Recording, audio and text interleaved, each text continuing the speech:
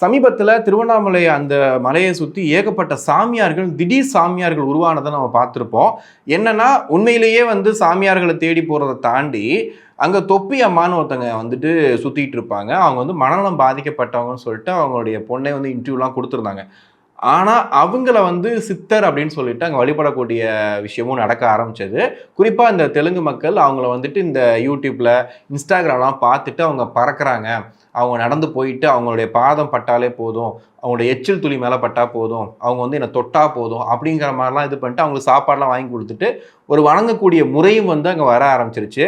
இதனால என்ன ஆகுது அப்படின்னா, சுத்தி இருக்கக்கூடிய அந்த இடமே பார்த்தீங்கன்னா, சித்தர்களுடைய ஒரு கோட்டை அப்படின்னு சொல்லுவாங்க. ஏன்னா, அந்த அந்த இடமே வந்து முழுக்க முழுக்க ஒரு அமைதியும், ஒரு சாந்தமும், ஒரு ஆன்மீகமும் அப்படி அப்படி கலந்த ஒரு இடமா இருந்த இடத்துல, இன்னைக்கு இந்த மாரி விஷயங்கள்லாம் உட்புகுத்தும்போது, அந்த கலாச்சாரமே மாறுது இல்லையா?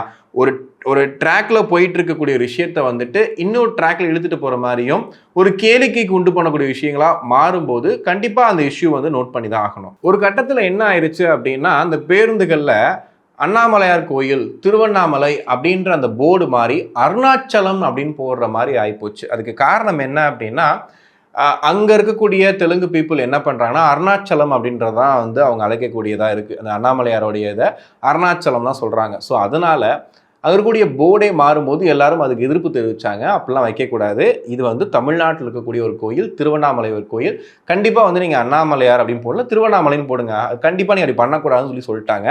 பட் இருந்தாலும் வந்து அந்த நேரத்துல மாறும்போது ஒரு சின்ன பதற்றமும் ஏற்பட்டது. ஏன்னா, முழுக்க முழுக்க இப்ப நம்ம திருப்பதிக்கு வந்து எத்தனையோ ஆயிரம் மக்கள் வந்து இங்க இருந்து போறாங்க, வர்றாங்க. ஸோ அவங்க இங்க வரும்போது நம்ம அங்க போறதுல என்ன தப்பு? எல்லாம் வந்து நடக்கிற விஷயம் தானே அப்படின்னும்போது, என்னைக்குமே திருப்பதி கோயில்ல அவங்களுடைய தனி அடையாளத்த அவங்க விட்டுக் குடுத்ததே கிடையாது.